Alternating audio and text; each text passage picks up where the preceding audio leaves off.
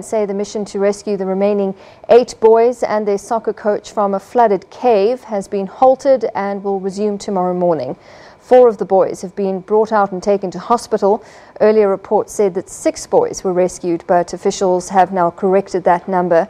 The soccer team has been trapped underground for more than 2 weeks. They went missing after their soccer practice on the 23rd of June.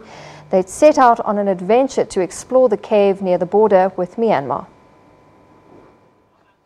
A difficult and dangerous rescue in a race against time, as fears of storms this week could jeopardize rescue efforts. We've been told that this operation could take up to 3 to 4 days, and we were told that they will gradually bring the boys out one by one with 2 divers per one of the trapped boys.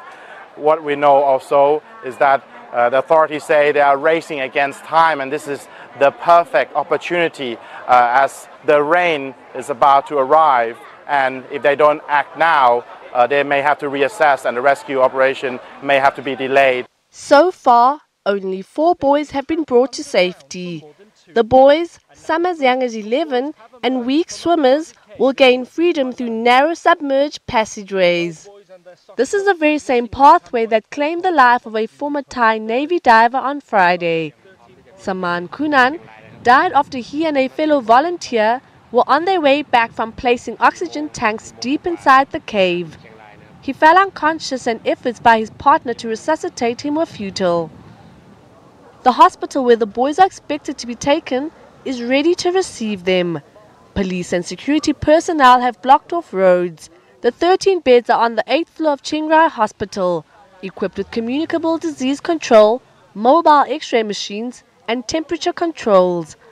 A full team of doctors, nurses and medical personnel have been assigned to observe the 12 children and their coach for several days. Their ordeal has drawn huge media attention in Thailand and abroad, and getting the boys out safely could be a boost for Thailand's ruling junta ahead of a general election next year. Well, it's certainly been a story that's grabbed international headlines, and joining me now in studio is Captain Johan Scholtz and Warrant Officer Christo Prinsloo from the K9 Search and Rescue Division to discuss the rescue mission that's currently underway in Thailand. Good evening to you both and welcome. Good evening. So when you watch a story like this unfolding, I mean, you must know what it feels like to be part of such a rescue mission. You must know about the dangers, the risks, the uncertainty. Just talk us through what they would be going through. It's a very difficult rescue. Any confined space entry or rescue is dangerous and difficult. Yeah.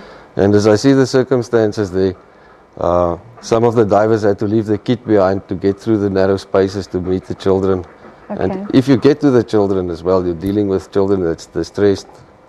You've got to get oxygen, food and water to them. It's a very difficult situation in there. Yeah, and they have to get, I mean, when I was reading up on this, the pictures and the diagrams of the cave and how they need to go through sort of quite a large extent of water that seems to be rising and filling up. Yes. So we saw that Navy diver who unfortunately passed away in the rescue mission. So he's an experienced diver and he unfortunately didn't make it. So how do they get those young kids through the water, through those narrow spaces, when they have to, like you say, leave some of their kit behind? Yeah, I've seen they removed some of their kit and they guided the children through with guidelines. And the difficult situation is that it's dark water, so you don't have zero visibility. Yeah. And to get the children out, you have to keep them calm and go slowly, step by step. So they are essentially working in pitch dark and working with children who might not be strong swimmers, and they themselves have to leave some of their kit behind. And well, we've got the pictures there. With you can see the cable that they use. So when you think about those watery depths, how do you prepare for something like this? Obviously years of training and all of that, but are you, every time you go into a rescue mission like this, do you say to yourself you are mentally ready, emotionally ready, or do you just have to rely on your training? You have to rely on training. Yeah. Each and every time you rely on training. Any phobias, you're not going to make it. through a rescue like that. So that's a special breed of people that's working there in this rescue. And it's a lot of planning from multiple parties, organizations, like the fire brigade. Everybody has got a part in it. Yeah. So it's a lot of planning that goes into an operation like this. So that's why they've had to wait quite a while before actually getting into the cave, because of all the logistics surrounding such a mission. Yeah, they had to assess the whole situation. Yeah. See how safe the cave is to enter. It goes, a lot of planning goes into this from all the units involved. You can't just rush into it, then the rescue is not going to work. Yeah. It's very good planning that goes into that. So I suppose this also speaks to the rationale behind them.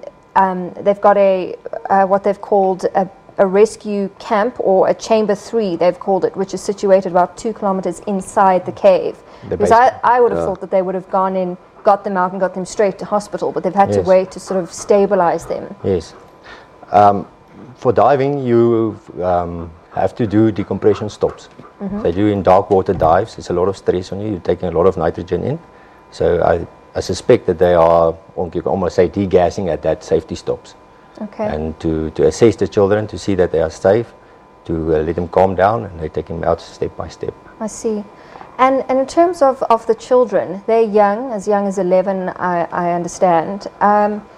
There's the risk to them suffering extreme amounts of post-traumatic stress following something like this. Yes, that's going to be a big thing with them. Yeah. Definitely. And you yourselves, being rescuers, do you have to, when you encounter things like this, how do you de-stress? How do you manage with what you've had to go through? We've got procedures in place.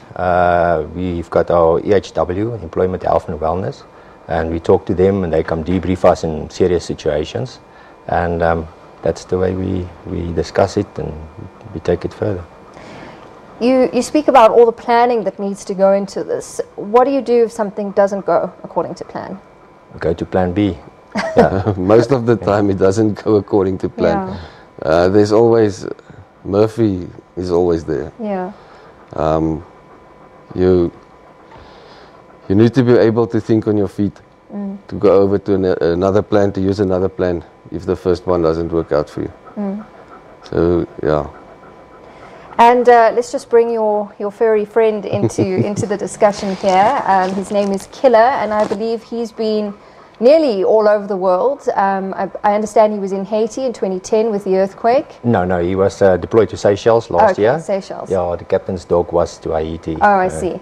So both of you have had your partners here that have helped with missions like this. Yes. And talk us through the sort of relationship that you have with your dog, and what kind of role Killer would play in rescue missions. They are trained to search for life and dead people, and evidence search on crime scenes as well. So he will react when we put him to work, and he will show us a direction or a place to start the search. Yeah. And if we recover the person or the body, and we had a few good successes, me and Killer, and life rescues as well as someday. Was it Killer that helped you with the rescue of an old lady who went missing? Tell us about that. Last year, she went missing for 4 days. She got lost in the bushes, and we searched for her, and Killer found her, and he reacted positive, and luckily she was still alive. Well, we wish you all the best of luck in the future. And Killer, it was good to meet you. He's been very well behaved. Thank you so much for coming in. That was Captain Johan Scholtz and Warrant Officer Christo Prinsloo with us, just talking through some of the risks involved in missions that we've been witnessing, which has been unfolding on our TV screens with the soccer team, the young soccer team that's been in a cave over the past 2 weeks in Thailand. A truly incredible story, but the rescuers are managing to get them out, and they will resume their search tomorrow. Of course, the biggest concern is the rising waters in the cave and the time issues that they're facing. Well, on the back of that, police divers in the northwest have been searching for the body of a Mozambican national who went missing 2 weeks ago. He was fishing at the Borspoort Dam near Rustenburg when he drowned while casting fishing nets from a rubber tube. Search efforts are being hampered by a thick covering of hyacinths over the dam as well as the cold weather. Police were summoned here 15 days ago. Every day since, police divers and Bobby the rescue dog have been searching, covering an area of 20,000 square meters and patrolling the rest of the dam. He's 23 years old. He was accompanied with a friend, by a friend, and he then went into the Borspoort Dam in a very remote area of the dam. About 400 meters into the dam, it seems that he encountered some sort of problems. There's a possibility that maybe the tube that he was on may be deflated. The victim's fishnets were recovered, but not his body. This area you can see for yourself, the hyacinth is making it very difficult because it's quite thick. And the problem is that once a body lands underneath, it might take weeks and weeks to find the body, if ever we find it. So we are also appealing to the public, please do not come to these remote areas, stay clear of them, and if you do go fishing, make sure that you follow the procedures and always have people with you and go to the areas where that's designated for fishing. The man's name is being withheld as his next of kin still needs to be informed. Nicolene Smallman, SABC News, Rustenburg.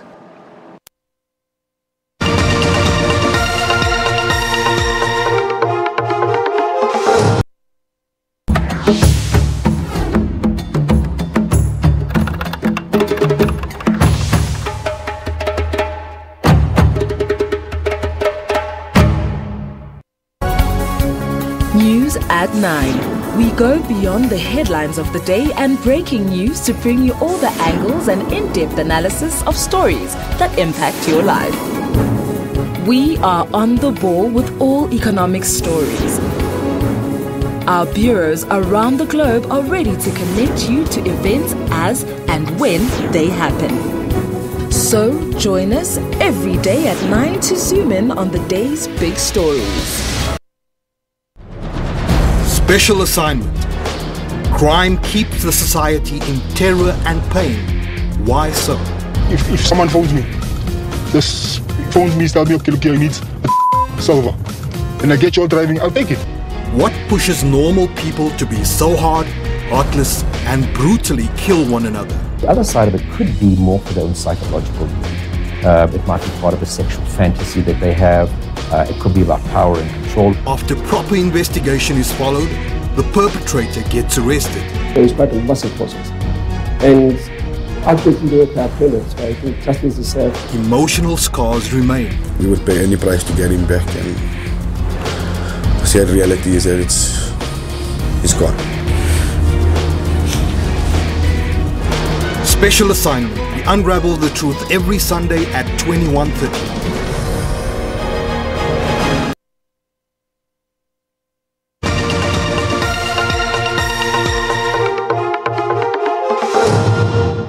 Welcome back. 2 rhinos have been found shot dead at Shamwari Game Reserve near Port Elizabeth. The incident happened on Saturday night.